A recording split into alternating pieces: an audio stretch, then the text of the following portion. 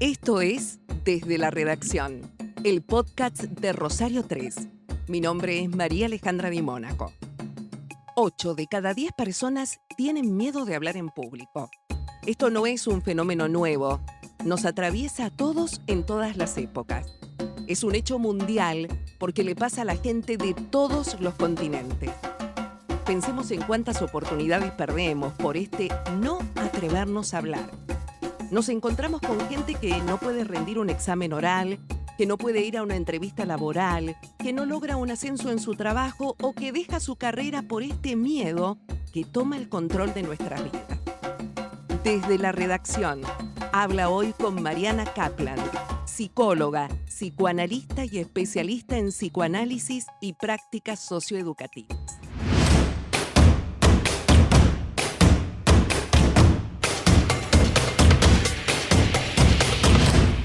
Primera pregunta. ¿Por qué sentimos miedo cuando tenemos que hablar con otro o muchos otros? ¿De dónde nos viene ese miedo, Mariana? Hola Alejandra. En principio, más allá de hablar de miedo, yo diría que hablar frente a otros nunca nos es indiferente, Claro. ¿no? Ujú. Siempre implica un grado de tensión. Y por supuesto que para, como vos decís, la mayoría de los sujetos se produce esta cuestión del miedo.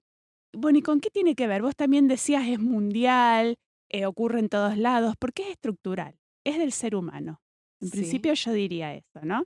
Nos exponemos a la mirada del otro.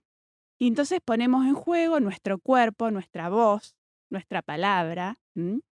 Es cierto que para algunas personas puede resultar una experiencia atemorizante, angustiante o incluso imposible de imaginar, ¿no? Por el padecimiento que implica.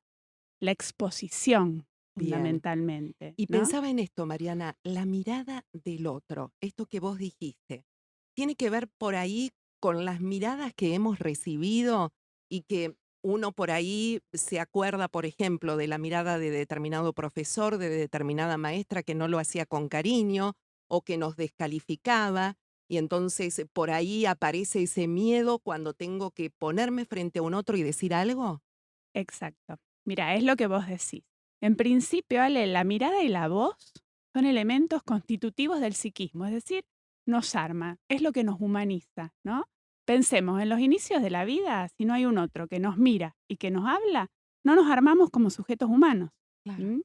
Entonces, esa mirada y esa voz del otro, que nosotros internalizamos, ¿sí? Puede tomar distintos matices, o puede tener distintos sentidos en ese armado, ¿no? Así entonces que, por ejemplo, para alguna persona esa mirada puede haber sido internalizada, construida como hostil o juzgadora, Claro. ¿no? Es decir, nos sentimos evaluados, juzgados, mientras que para otras personas, bueno, esa mirada puede ser más bien amable, ¿no? Amorosa. Entonces, todas estas cuestiones se ponen en juego a la hora de exponernos frente a los demás, ¿no? Porque es darnos a ver, hacernos oír, ¿no? Y pensando en hablar, no solo ponemos en juego nuestra voz, sino qué es lo que decimos. Y allí pueden aparecer, por las mismas razones que explicaba antes, todos estos fantasmas en relación a la exposición, ¿no? Ser escuchados por otros. ¿Qué decimos? ¿Cómo lo decimos? ¿Lo hacemos bien? En general, lo que he notado, Mariana, es que la gente, cuando uno se para frente a un otro, no disfruta para nada que uno la pase mal. Entonces, esto también está bueno como para llevar tranquilidad, de decir, el otro no quiere que Mm, sufras, el otro no quiere que padezcas. En general, uno ve que el otro en algunas ocasiones es mi espejo. mm, Cuando yo veo un auditorio, por ejemplo, que está nervioso, que está tenso, me tengo que fijar cómo estoy yo que estoy ujú, frente a ese auditorio. ujú, Y cuando lo estoy disfrutando, el auditorio mm, también. No mm. sé si concebís esta percepción o esta Sí, mirada también, ¿no? por supuesto que hay un ida y vuelta. Lo que pasa que para llegar a ese punto, ¿no? Que vos decís que uno lo pueda disfrutar, si tenemos en cuenta lo que hablábamos al principio del temor que produce y demás, bueno, hay que llegar ahí, es todo un proceso, hay que aprenderlo, ¿no? Claro, claro. Y hablamos de proceso en tiempos en los que toco un botón y quiero que las Exacto, cosas ocurran. exacto, Entonces es como que nos cuesta respetar el proceso de aprender a hablar frente a un otro. exacto, porque uno puede decir, mira, dijiste aprender a hablar frente a un otro. Nosotros aprendemos a hablar en la vida, ¿no? Sí, obvio, nos Aprendemos a enseñan. hablar. Sí, sí. Ahora, aprender a hablar frente a un otro, en los términos que vos los estás planteando, planteando frente a un auditorio, dar una clase, bueno, de las formas que sea, se aprende. El sistema educativo es como que está fallando en esto porque nos enseñan el qué, pero no el cómo. Exacto. Yo la verdad que me puse a pensar bastante en esto a partir de lo que nosotros veníamos charlando en relación al oratorio y demás. Y vos sabés que, por ejemplo, en la escuela secundaria no hay ninguna materia que tenga que ver con esto. Nosotros tenemos lengua, digamos, hay materias Ujú. expresivas, pero, por ejemplo, la oratoria nunca figura como una materia, ¿no? Es decir, es cierto, no nos enseñan cómo expresarnos en tiempos donde, bueno, la palabra podríamos decir está un poco devaluada, ¿no? Sí, En sí, relación a, por ejemplo, la imagen, claro. la primacía de la imagen frente a la palabra, ¿no? Y entonces, bueno, pareciera ser que cada vez cuesta más hacer uso de la palabra. Pensaba en los mensajes de texto, por Mm, ejemplo, que continuamente nos estamos comunicando por WhatsApp y todo es mm, escrito y todo mm, resumido. Qué ujú, poco que hablamos con un otro. ujú. Exactamente. El hablar en términos de esto que yo te digo, ¿no? Hacer uso y expresar algo. ¿M? Claro. Expresarle algo al otro y muchas veces ocurre, bueno, yo trabajo en educación, digamos, uno escucha las dificultades para poder expresarse, para poder encontrar las palabras, para ponerle palabras a la experiencia, ¿no? Claro. Y esto tiene que ver también con la lectura, ¿no? Absolutamente. Yo creo que sí. La lectura, por supuesto que nos enriquece, nos da palabras, nos da recursos, sin darnos cuenta, inconscientemente uno va incorporando vocabulario, formas, formas de hablar, ¿sí? Ujú. Y además la lectura tiene esto, Ale, de la linealidad, ¿no? Que implica el tiempo y el proceso del que hablábamos antes en esta cuestión del aprender. Siempre digo, si no meto data, no puede Mm, salir data. mm, Entonces, tengo que incorporar para tener el vocabulario en el ujú, momento adecuado. Y ujú, notamos que cada vez se hace menos uso mm, de la lectura, de mm, incorporar mm. recursos. Me parece que en esto también está fallando la oratoria.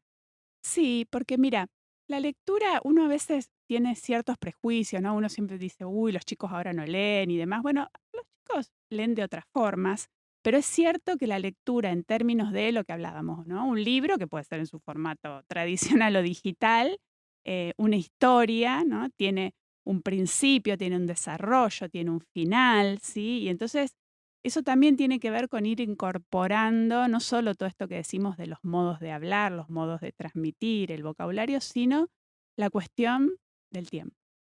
Estábamos hablando acerca de este miedo oratorio y en realidad esta fue la convocatoria. Y la pregunta que quiero hacerte ahora es esta. ¿Sirve negar el miedo? Porque Mm, notamos que hay mucha gente que dice, pensá que no tenés miedo, mm, pensá que está todo bien.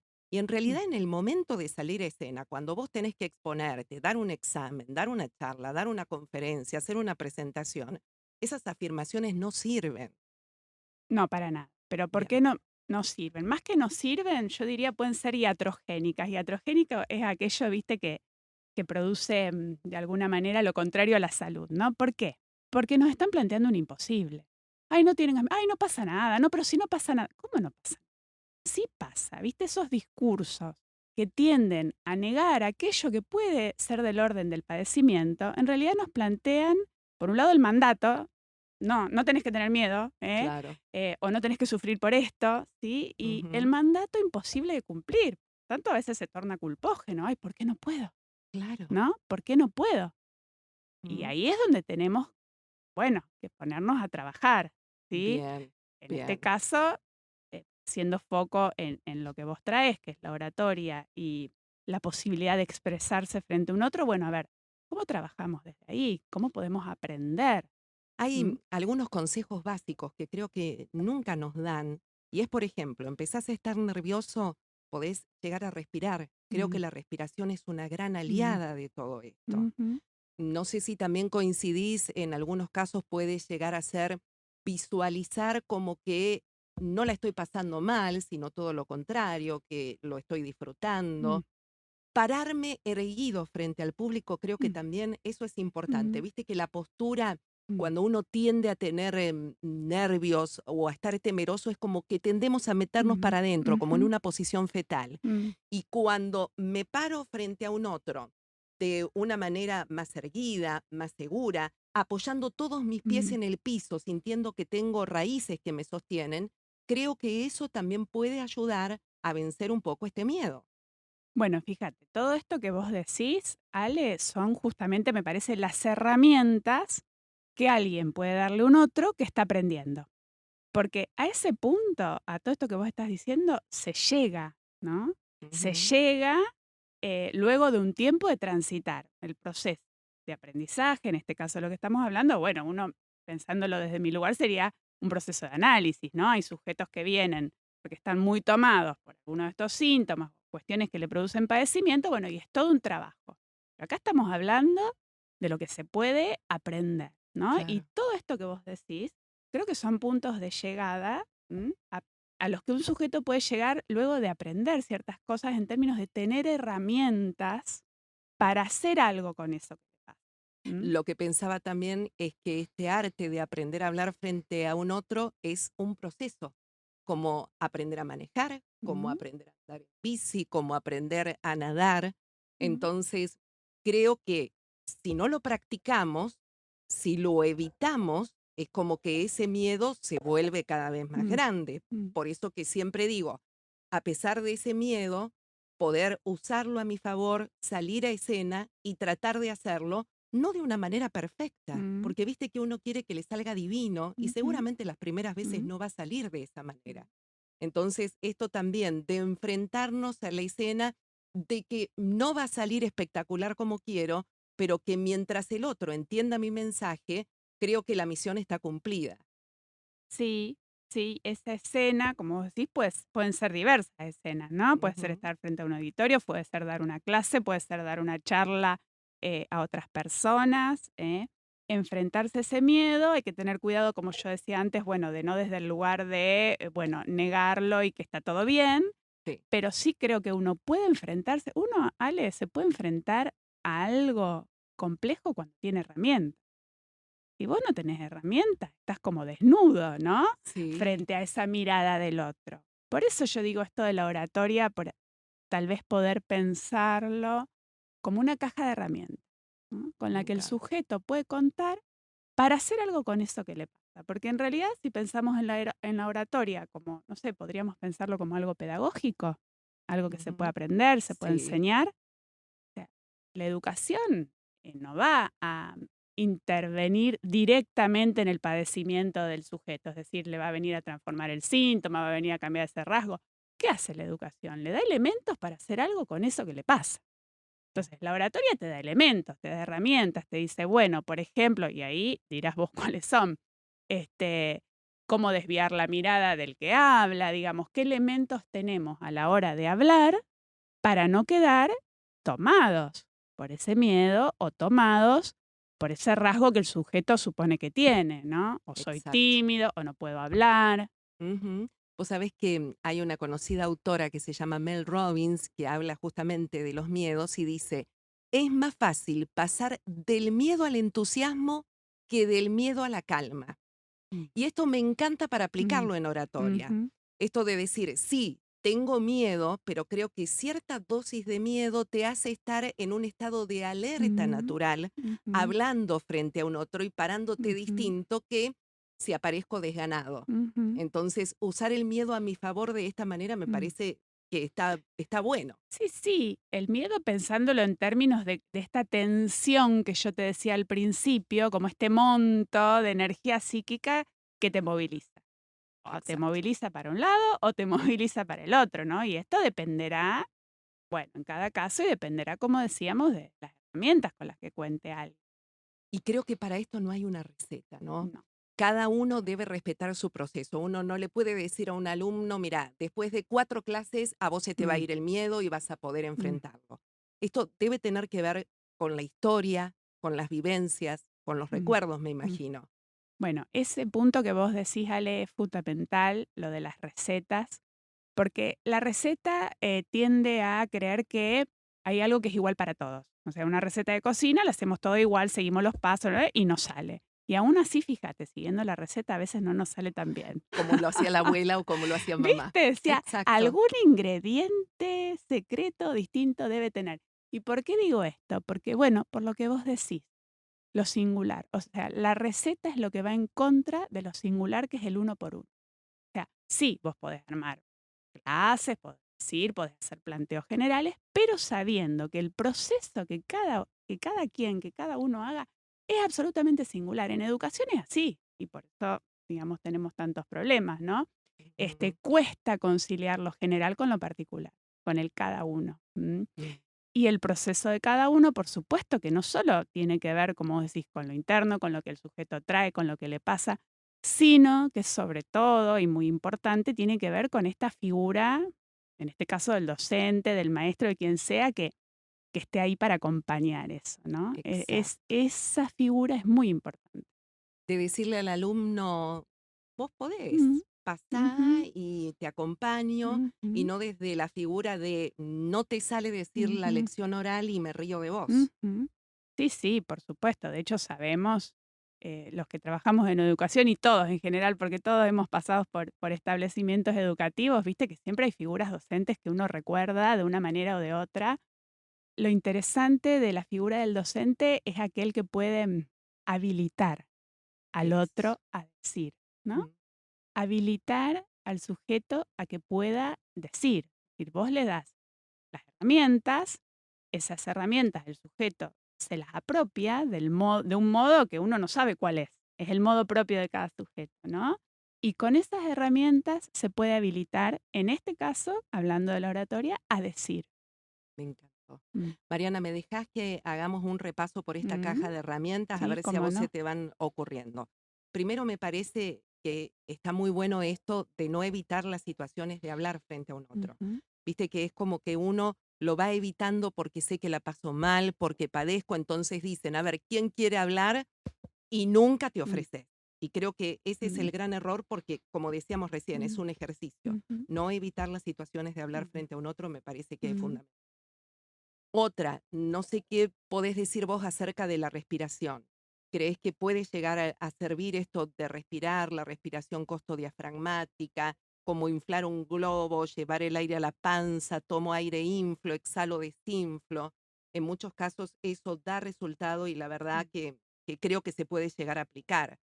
Otro de los consejos que doy, estoy hablando antes de entrar al lugar, antes de pasar al frente. Entonces, si voy caminando todo encorvado, diciéndome para mí mismo, no sirvo para esto, seguro que me va a salir mal, yo creo que vamos a respetar mm, esa etiqueta que nos estamos mm, poniendo en ese momento. mm, Entonces, tratar de convencernos y de que el cuerpo también hable desde la seguridad, eso nos va a poder ayudar un montón.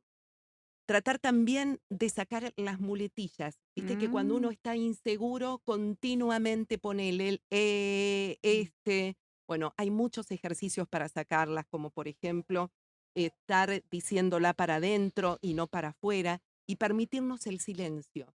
Muchas veces pensamos que el hablar de corrido, el sacarnos esto rápido, está buenísimo como para terminar con esto que me angustia. Y en mm. realidad ahí es cuando empezamos a meter la pata, por llamarlos de alguna manera, porque nos apuramos, no entendemos lo que decimos y se hace todo un brebaje que no se entiende bien de qué se trata.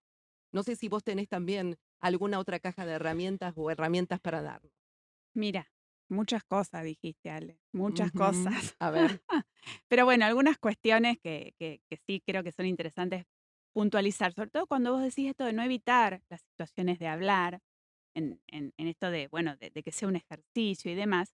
Sí, estoy de acuerdo, pero también ahí hago un señalamiento, ¿no?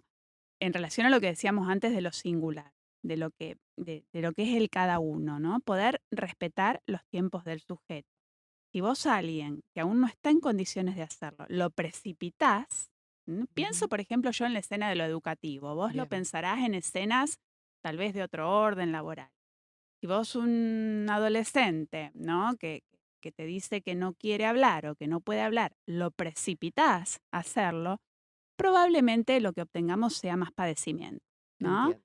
Bien. Entonces, Por supuesto que el ejercicio, la práctica, siempre, siempre nos aporta más seguridad, nos paramos Ujú. distinto, pero es a partir de que un sujeto esté en condiciones de hacerlo.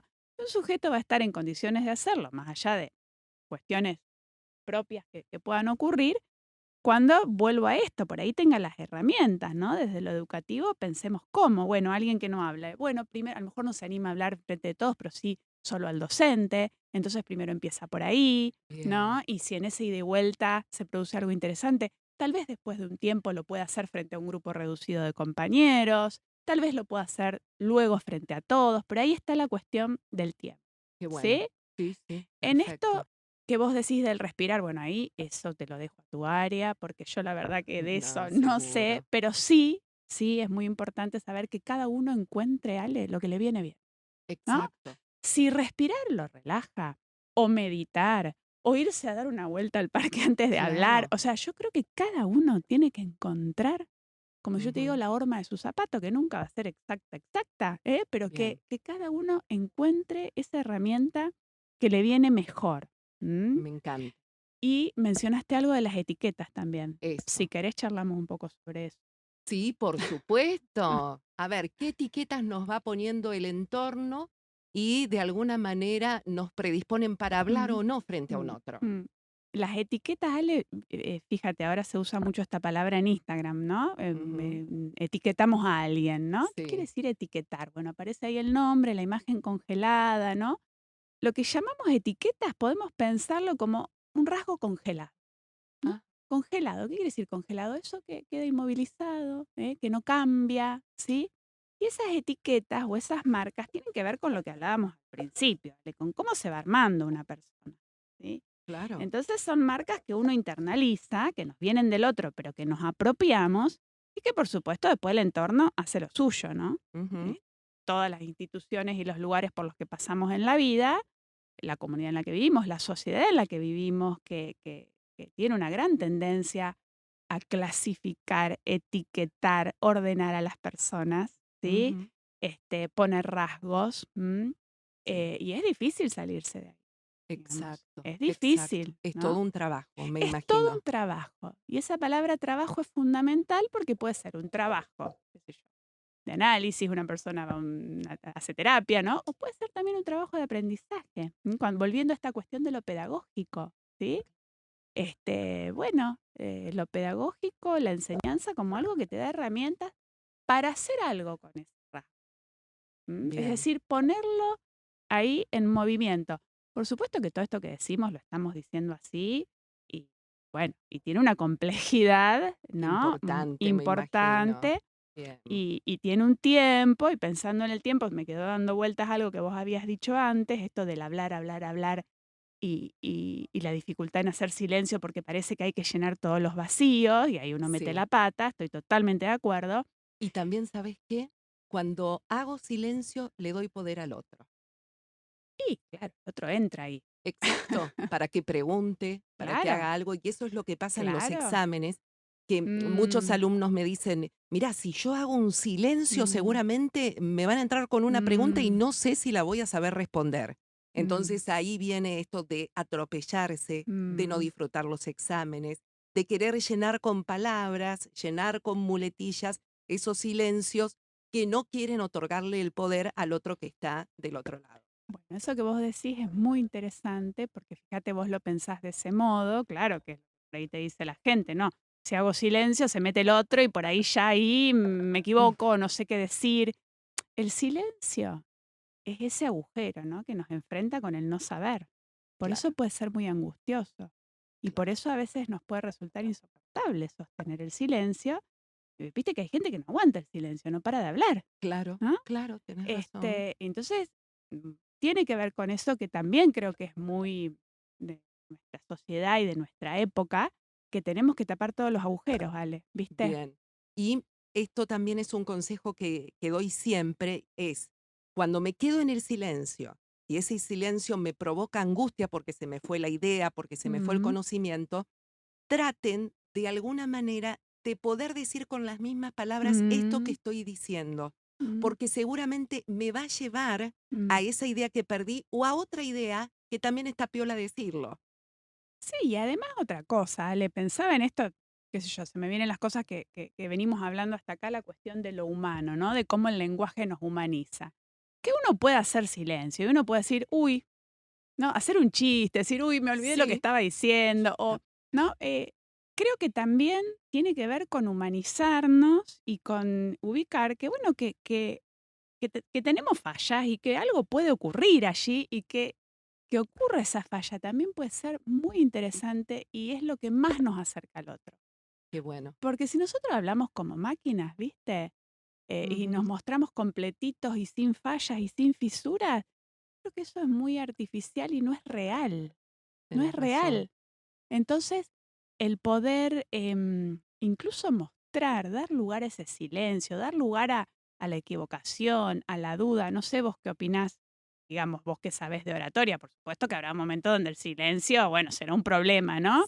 Pero poder dar lugar a eso, se me ocurre por ahí meterle un chiste, alguna cosa que, viste, Sí, depende de los depende de los contextos contextos, ni siempre. hablar. Y esto otro que también se dice, ¿no? Como que el saber da poder. Mm, Cuando yo me paro frente a un otro, mm, sabiendo de lo que hablo, mm, que sé que te voy a decir las cosas con propiedad porque las investigué, porque las mm, estudié, porque preparé esto que te voy a decir, creo que es otra mi postura y también creo que ahí baja el nerviosismo mm, porque sé hacia dónde voy. por supuesto. Entonces, la preparación creo que también es fundamental para esto de poder hablar frente a un otro.